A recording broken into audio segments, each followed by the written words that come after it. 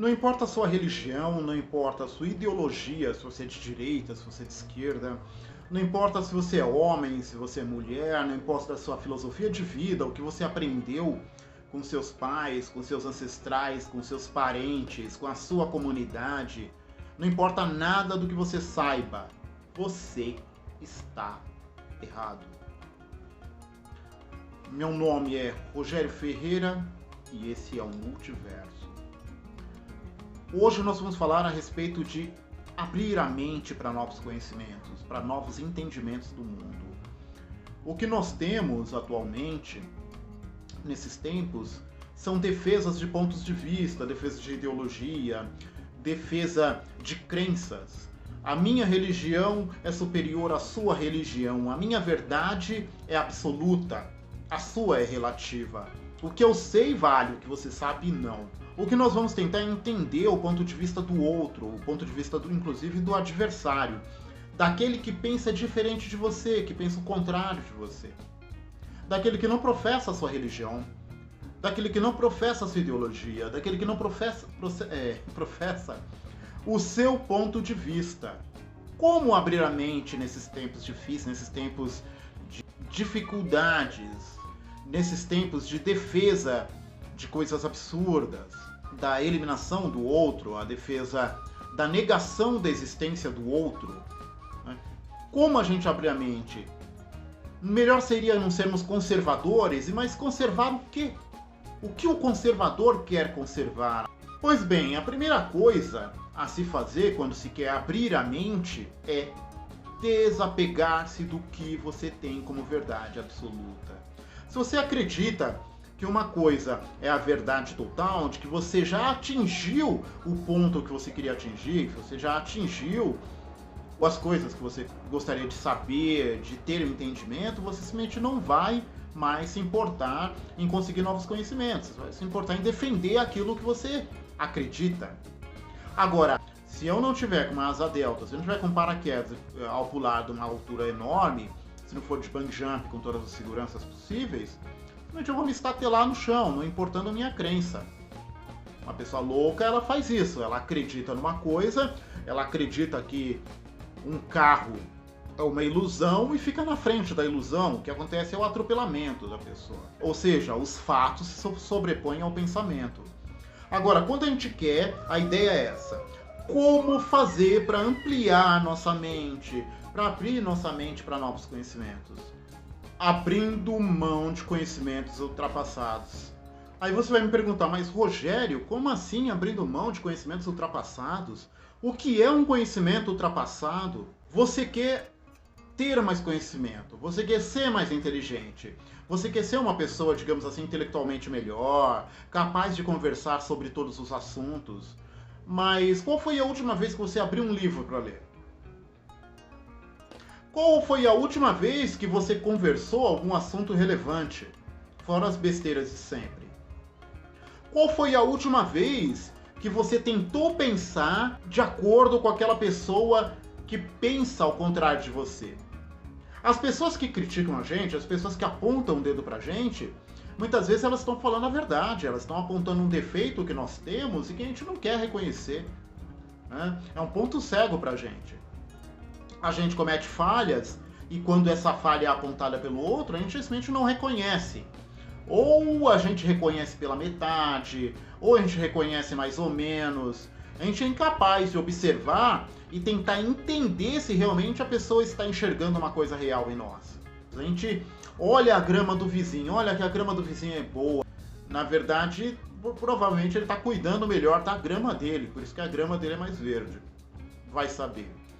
Agora, se eu quero melhorar, se nós queremos ampliar nossa mente para ter mais conhecimento, a primeira coisa que nós temos que fazer é sermos honestos com a gente mesmo e reconhecer que a gente tem aí um lapso de conhecimento. Quanto mais a gente vai aprendendo, mais a gente vai percebendo pouco que a gente sabe. Tem uma história sobre um sábio, pai da filosofia grega, chamado Sócrates. Ele estava passeando com um discípulo perto de uma lagoa e um discípulo fez uma pergunta para ele. Falou: olha, Sócrates, mestre, Quando é que eu vou ter um conhecimento que o Senhor tem? Quando eu realmente vou ter a sabedoria? Quando a minha mente vai estar no nível alto para eu ter o entendimento, o conhecimento da natureza humana, da natureza dos animais, da natureza do mundo? Sócrates derrubou o discípulo na lagoa e pegou a cabeça dele com a mão e afundou na água. E quando as bolhas subiam, ele afundava cada vez mais. E aí o aluno se debatendo. Quando Sócrates viu que o cara ia acabar morrendo, Sócrates soltou o aluno. E o aluno, mas mestre, o senhor tentou me matar, o que o senhor está tentando fazer? O senhor é louco, como o senhor faz um negócio desse comigo? Ele falou, mas eu te dei a resposta.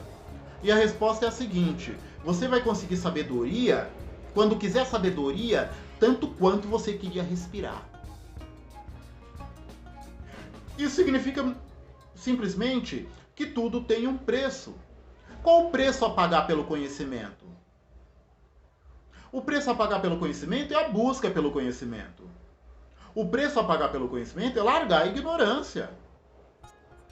Quantos de nós que temos visões, inclusive que nos consideram, alguns que se consideram inteligentes, que tem suas ideologias, seu modo de pensar, é capaz de pensar como o adversário pensa? Por que eu não gosto de alguns estilos de música? Mas a questão é o seguinte, existem pessoas que gostam.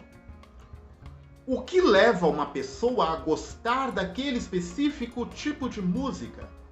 Como me dissociar do que eu sou, sair de mim, sair de onde eu estou, para me colocar no lugar da outra pessoa? Como começar a ler nas entrelinhas do que é dito, não só as palavras? Ler alguma coisa e entender o conteúdo daquilo. Como fazer isso? A primeira coisa tem que se começar de algum ponto.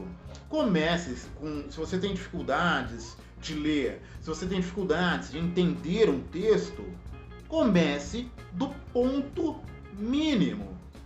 Um homem chamado Malcolm X, ele estava na cadeia e ele teve uma revelação espiritual na cadeia e ele resolveu se educar. A primeira coisa que ele fez foi pegar um dicionário e ler palavra por palavra do dicionário, começando da letra A, palavra por palavra do dicionário e identificando aquilo que era explicado no dicionário, com calma. Então a primeira coisa é você começar a ler coisas pequenas, pequenos textos, entende? Tendo paciência consigo mesmo. Primeiro você tem que ter paciência consigo mesmo. Segundo, decida-se a ser realista consigo mesmo. Se você tem uma crença, não importa a sua religião, pese tudo daquilo. Todas as dúvidas que você tenha, procure esclarecer. Não esconda as dúvidas. Não importa a sua religião. Não esconda. Se você tem dúvida, vai naquele mestre, vai naquele sacerdote e tire as dúvidas com aquele sacerdote. Se aquele sacerdote não souber explicar para você, e houver um livro sagrado, um livro considerado sagrado na religião, vá naquele livro sagrado. Se não houver um livro, busque a informação no Google, busque a informação na internet, busque a informação com os mais velhos. Busque aprender 24 horas por dia, observe as coisas. Muitas artes marciais, por exemplo, do Oriente, foram criadas observando grilo, observando gato, observando cachorro, observando macaco, observando os animais. Muita sabedoria, muito conhecimento. Aliás, a gente tem que entender também que a inteligência é uma coisa múltipla. Inteligência não é só você acumular conhecimento ou diploma. Tem muita gente com diploma que não é inteligente. Tem muita gente sem diploma que é muito inteligente. Um aspecto da inteligência é você saber viver no ambiente onde você está.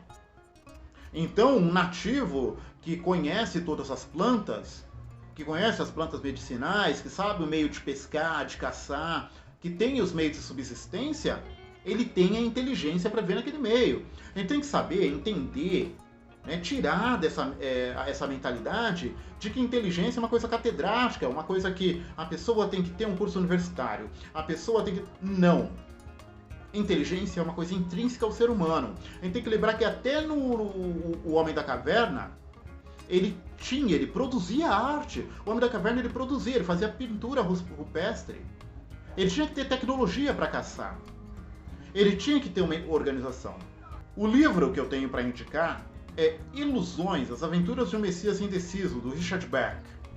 É um livro que eu li quando eu tinha uns 12 anos de idade, e esse livro é de antes de Matrix, mas ele aborda as coisas semelhantes a Matrix.